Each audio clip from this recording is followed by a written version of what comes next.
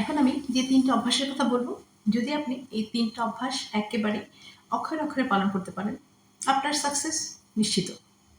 ১ম টা, আপনার ডিসিশন গুলোকে হুটহাট নিবেন না। মানে মনে হলো কাউকে হট করে একটা ডিসিশন দিয়ে দিলেন, কোনো কথা করে ফেললেন, কোনো কাজ চিন্তা করলেন না।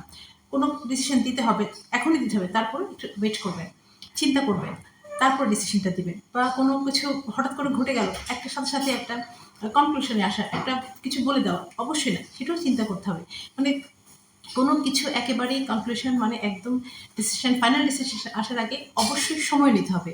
সময় নিন, ১ ঘন্টা, ২ ঘন্টা, ৫ ঘন্টা, ১ দিন সময় নিয়ে ডিসিশনটা দিন, একদম সঠিক ডিসিশনটাই চলে আসবে। ২ নম্বর হলো খুব মনোযোগ দিয়ে খাওয়া। যখন আমরা খাওয়া-দাওয়া করি, দেখা যাবে অনেক কিছু চিন্তাভাবনা করে খাওয়া-দাওয়া করি।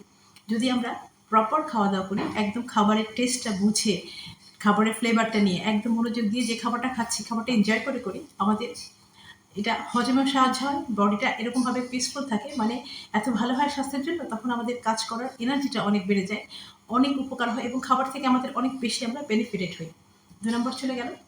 আর ৩ নম্বরটা হলো ডিসকমফোর্টে থাকা। তার মানে আমরা যদি আমাদের কমফোর্ট জোন থেকে বের না হই, মানে যেটা কাজটা মানে সবসময় শুয়ে বসে থেকে আরামে যদি থাকি, একদমই কিছু ভালো লাগছে না, আচ্ছা যখন ভালো লাগবে তখন করব, যখন ইচ্ছা হবে তখন করব, সেটা কখনোই করা যাবে না।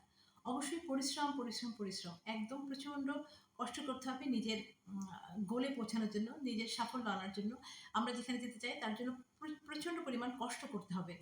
আরামে থেকে, একদম শান্তিতে থেকে, খুব একদম রিল্যাক্স থেকে কোনোদিনই কেউ কখনোই সফল হতে পারেনি। সো অবশ্যই, অবশ্যই, অবশ্যই আমরা আমাদের কমফোর্ট জোন থেকে বের হবো। আমরা আমাদের কমফোর্ট জোন থেকে বের হয়ে প্রচুর কষ্ট করব, এগেইনস্ট দ্য উইন্ডে যাব। তার মানে বিরূপ পরিবেশের মধ্যে আমরা নিজেকে খাপ খাওয়াবো। একদম কষ্ট করে আমরা আমাদের সাফল্যে পৌঁছানোর জন্য কষ্ট করে যাব।